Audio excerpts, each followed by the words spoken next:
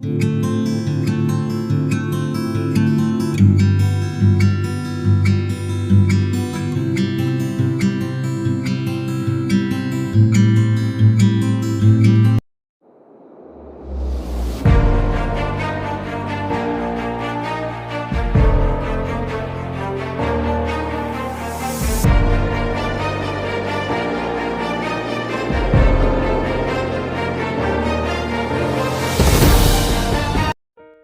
बार फिर से आप सभी का स्वागत है। हम अध्ययन कर रहे हैं भजन संहिता की पुस्तक का, और अब समय है कि हम उसके 91वें अध्याय यानी कि 91th चैप्टर का अध्ययन करें।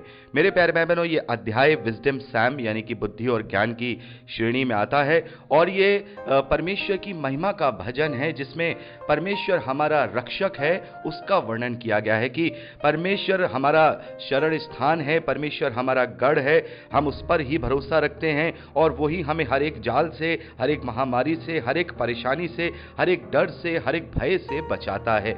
मेरे प्यारे भाई बहनों, यहाँ पर उन सभी बातों को वर्णन किया गया है जिसमें ये एक शिक्षा दी जा रही है, एक बुद्धि और ज्ञान की बात बताई जा रही है कि परमेश्वर ही है जो हमें हर एक विपत्ति से छुड़ाता है। परमेश्वर ही है जो हमें हर एक अंधेरे में जो मरी फैलती है, महारोग होते हैं, उन सब से वो हमें बचाता है, उन सब से हमारी रक्षा करता है। मेरे प्यारे भाई बहनों, यहाँ पर इस भजन का, इस अध्याय का जो मेन वचन है वो 12वां वचन है, जहां पर लिखा है, वह तुझको हाथों हाथ उठा लेंगे, ऐसा ना हो कि तेरे पांव में पत्थर से ठेस लगे। मेरे प्यारे भाई बहनों, जब हमने भजन संहिता, माफ कीजिएगा, मती रचित सुसमाचार उसका 4था अध्याय अध्ययन किया था, तो हमने वहां देखा था कि शैतान के द्वारा प्रभु यीशु मसीह का टेम्पटेशन होता है, उसे यहां इस धरती की अभिलाषाओं के द्वारा जांचा जाता है, परखा जाता है, उसको लालच दिया जाता है। और वहां पर जो शैतान इब्लीस है वो प्रभु से कहता है कि तू अपने आप को ऊंचे से गिरा दे, क्योंकि लिखा है कि उसके स्वर्गदूत तेरी रक्षा करेंगे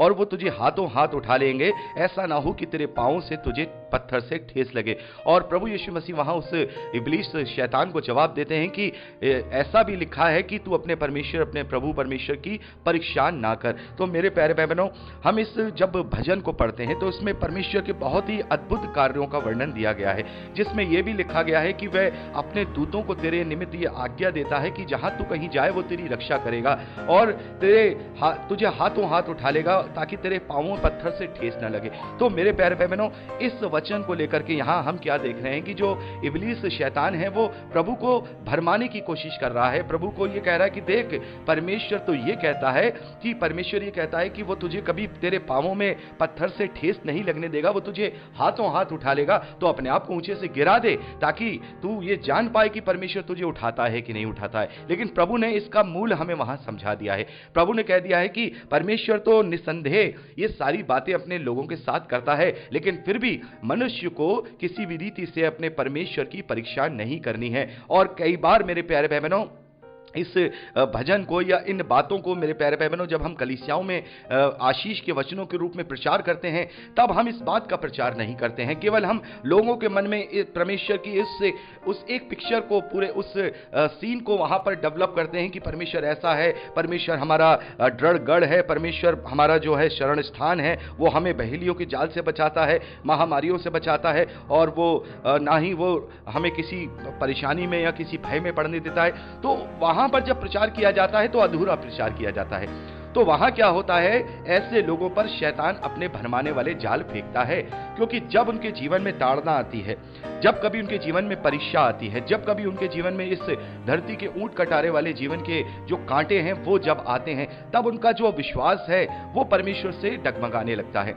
और तब वो अपने जीवन से परमेश्वर को परीक्षा में परमेश्वर की परीक्षा करने लगते हैं। मेरे प्यारे भाई बहनों, मैंने कई बार ऐसे केस देखे हैं, बहुत सारे ऐसे लोग हैं जिनके जीवन में परमेश्वर की खराई नहीं पाई जाती, ना ही उनके जीवन में परमेश्वर की आज्ञा पालनता पाई जाती है। लेकिन जब कभी वो विपत्ति में पड़ते हैं या ताड़ना में पड़ते हैं, तो वो तुरंत परमेश्वर पर जो है दोष लगाने लगते हैं कि यह हमारा कैसा परमेश्वर है जिसने हमारे साथ ये विपत्ति आने दी, हमने ऐसा कौन सा गुनाह किया था, हमने ऐसा कौन सा परमेश्वर के विरोध में कार्य किया था जो आज हमारे ऊपर ये विपत्ति आई है या आज हमारे ऊपर ये परेशानी आई है। यदि तू सच्चा परमेश्वर है तो मैं तेरी तभी प्रार्थना करूंगा, तू मेरे जीवन से ये दूर कर, मैं तभी करूंगा। मेरे प्यारे भाई बहनों, जाने अनजाने धर्मी लोग भी इस प्रकार का मन में अपने विचार रखने लगते हैं कि परमेश्वर अगर मेरे जीवन से ये दिक्कत दूर होगी तभी मैं परमेश्वर का धन्यवाद करूंगा। लेकिन मेरे प्यारे भाई बहनों, जरा हम दाऊद के जीवन को देखें। क्या दाऊद ने जब उसके जीवन से विपत्तियां हट गई उसने तब प्रार्थना किया? नहीं, उसने हर एक बात के लिए प्रार्थना किया। दाऊद ने विपत्तियों में पड़े रह करके भी परमेश्वर का धन्यवाद किया है, परमेश्वर को उसने महिमा दी है। तो हम चाहे किसी भी स्थिति में हो, किसी भी परिस्थिति में हो, हम परमेश्वर की परीक्षा नहीं कर सकते हैं। प्रभु यीशु मसीह ने यहां पर वो बात समझा दी है जो परमेश्वर की ओर से है, क्योंकि जो सामान्य व्यक्ति होगा वो तो ये कहेगा, हाँ परमेश्वर के वचन में तो ये लिखा है कि वो अपने स्वर्गदूतों को भेजेगा मेरी रक्षा के लिए, मैं तो अपने आप को गिरा दूं। तो मेरे प्यारे भाई बहनों, हमें अपने जीवन के किसी भी समय पर, किसी भी मोड़ पर परमेश्वर की परीक्षा नहीं करनी है। इस अध्याय को पढ़ करके हमें बहुत सारी बातें ऐसी पता लगती हैं कि वो हमारा शरण स्थान है और वो हमारा सब कुछ है, वो हमारी सारी हर एक रीति से रक्षा करता है। लेकिन मेरे प्यारे भाई बहनों, वचन हमसे ये भी कहता है कि धर्मी जन पर विपत्ति आती तो है। दाऊद कहते हैं कि धर्मी जन पर विपत्ति आती तो है, लेकिन वो हमें उन विपत्तियों में से हर प्रकार से निकाल लेता है, उनमें से हमें वो बाहर निकाल लेता है। तो ये नहीं है कि विपत्तियां नहीं आएंगी, विपत्तियां आएंगी, क्योंकि हम इस धरती पर जो आए हैं तो ऐश मौज के लिए या सुख सुविधाओं के लिए नहीं आए हैं। क्योंकि वो बातें तो जो अदन की वाटिका में जो आदम है वो वहां छोड़ आया, वो वहां पर सब कुछ था, वहां पर शांति थी, वहां पर आनंद था, वहां पर सुख थी, वहां पर सुविधाएं थी, वहां सब कुछ था। लेकिन पाप के द्वारा मेरे प्यारे भाई बहनों, परमेश्वर के विरोध के द्वारा उस मृत्यु को आदम और हव्वा ने कमाया है। उस मृत्यु को अपने गलती के अनुसार उसने वहां उन दोनों ने कमाया है। वो ऊंट कटारे वाला जीवन उन्होंने कमाया है। उस अदन की वाटिका से बाहर केवल माथे का पसीना एड़ी तक आने के अलावा और कोई ऑप्शन नहीं है। हम चाहे कितने भी आविष्कार क्यों ना कर लें, हम चाहे कितने भी जो है आधुनिक ना हो जाएं, चाहे हमारे पास कितनी भी अलग अलग सुविधाओं वाली चीजें क्यों ना हो जाएं, लेकिन हमारे जीवन में कभी भी असली शांति नहीं मिलेगी जब तक हम वचन के द्वारा अपने आप को, अपने जीवन में शांति और आनंद नहीं लाएंगे। तो मेरे प्यारे भाई बहनों, चाहे कुछ भी हो जाए, ये जीवन दुख देने वाला जीवन है, क्योंकि ये धरती, ये सृष्टि आदम के पाप करने के द्वारा श्रापित हुई, क्योंकि आदम को इस सृष्टि के लिए नहीं रचा गया है।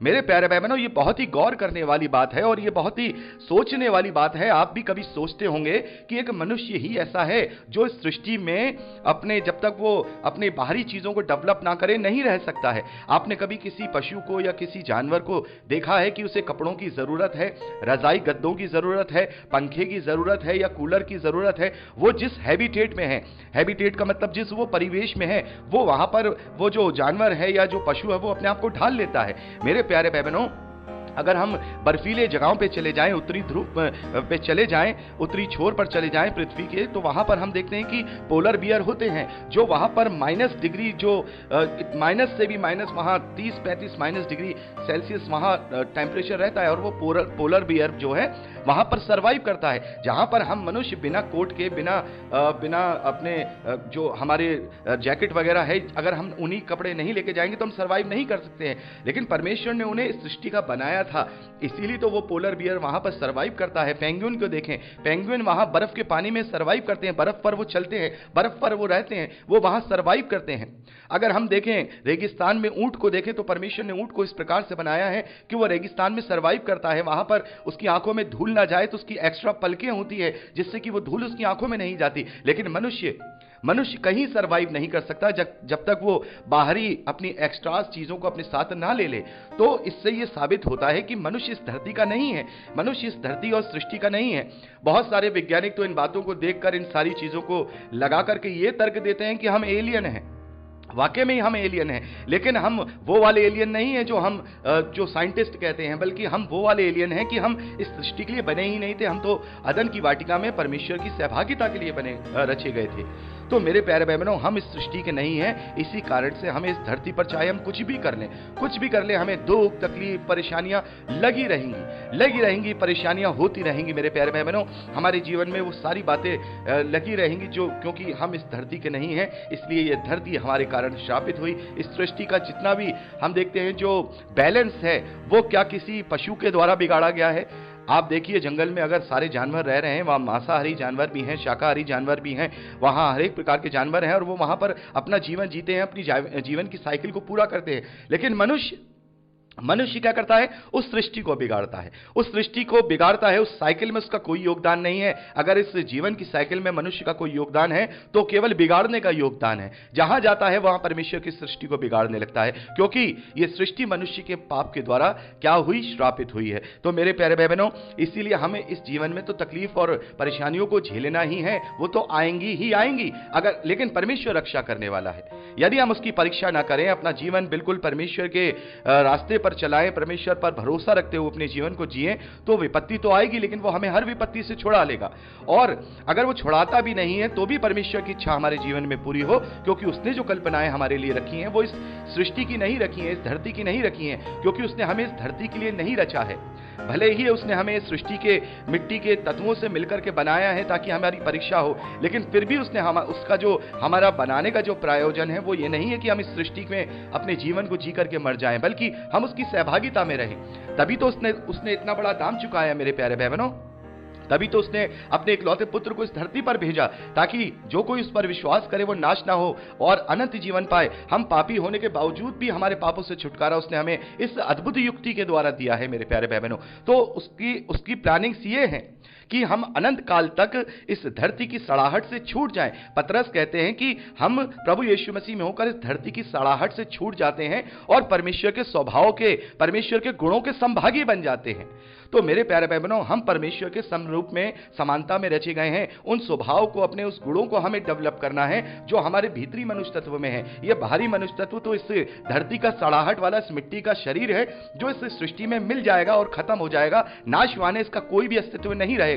लेकिन हमारे भीतरी मनुष्य तत्व का अस्तित्व हमेशा रहेगा, क्योंकि वो परमेश्वर की समानता और स्वरूप में रचा गया है, उसके गुणों के अनुसार रचा गया है। तो उन गुणों को हमें डेवलप करना है जो परमेश्वर के समरूप है, जो परमेश्वर के समरूप हैं। दूसरा पतरस पहले अध्याय में हम तीसरे वचन से लेकर आगे तक इसको पढ़ सकते हैं मेरे प्यारे बहनों। हम परमेश्वर ने हमें सड़ाहट से छुड़ाकर अपने गुणों की समानता में हमें उभारा है, उसने उसके लिए युक्ति बनाई है। तो मेरे प्यारे बहनों, यहाँ इस भजन का यहाँ इस अध्याय का जो मेन जो शिक्षा है वो यही है कि हमें किसी भी रीति से परमेश्वर की परीक्षा नहीं लेनी है, क्योंकि परखने वाला वो है, हम उसको नहीं परख सकते हैं। उसने हमें परखना है, उसने हमें प्रेम में परखना है, और उसने तो अपने प्रेम को सिद्ध कर दिया है। उसने तो अपनी तरफ का काम पूरा कर दिया है कि परमेश्वर ने जगत से ऐसा प्रेम रखा कि उसने अपने इकलौते पुत्र को दे दिया कि जो कोई इस पर विश्वास करे वह नाश ना हो परंतु अनंत जीवन पाए। तो मेरे प्यारे भाई बहनों, उसने तो अपनी तरफ का काम पूरा कर दिया है, उसने तो अपने प्रेम को प्रकट कर दिया है, उसने तो अपने प्रेम की सिद्धता को परख के साथ पूरा कर दिया है। अब हमारी बारी है, अब हमारी बारी है कि हम अपने प्रेम की सिद्धता को प्रकट करें, हम अपने प्रेम को सिद्ध करें, और उसके लिए कोई बहुत बड़ा कार्य करने की जरूरत नहीं है, केवल हमें विश्वास करना है और प्रभु यीशु मसीह को अपने जीवन में ग्रहण करना है। तो मेरे प्यारे भाई बहनों, इस प्रकार से हम यहाँ परमेश्वर की उस अद्भुत बातों को पढ़ते हैं जहां परमेश्वर हमारी हर प्रकार से रक्षा करता है। तो इसको पढ़कर हम भरोसे को तो अपने प्रबल कर सकते हैं, लेकिन फिर भी इसको पढ़ करके यदि हमारे जीवन में कोई विपत्ति आए तो हमें निराश नहीं होना है, परमेश्वर की परीक्षा नहीं लेनी है, हमें विपरीत परिस्थितियों में अपने आप की जो आशा है उसे नहीं खोना है, बल्कि हमें परमेश्वर पर भरोसा लगातार बनाए रखना होगा, ताकि सही समय पर आकर वो अपने धर्ममय दाहिने हाथ को बढ़ाकर हमें उस विपत्ति में से छुड़ा ले। पौलुस कहते हैं कि परमेश्वर कभी भी किसी की सामर्थ्य से बाहर किसी को परीक्षा में नहीं पड़ने देता है। इस वचन पर विश्वास करके अपने जीवन में ले लें कि परमेश्वर जानता है मेरी कितनी सामर्थ्य है कि मैं इस परीक्षा में पड़ा हुआ हूं और कब तक मैं इस परीक्षा में रह सकता हूं। तो वो हमारी सामर्थ्य से बाहर हमें उस परीक्षा में नहीं पड़ने देगा, और वो हमारा रक्षक है, वो हमारा शरण स्थान है, वो हमारा गढ़ है, और हम केवल उस पर ही भरोसा रखेंगे। तो मेरे प्यारे भाई बहनों, इस प्रकार से हम यहाँ 51वें अध्याय का भी अध्ययन कंप्लीट करते हैं। 52वें अध्याय का यानी कि 92 चैप्टर का अध्ययन अब हम अगली रिकॉर्डिंग में करेंगे। प्रभु आप सबको आशीष दे। Praise the Lord. जय मसीह की।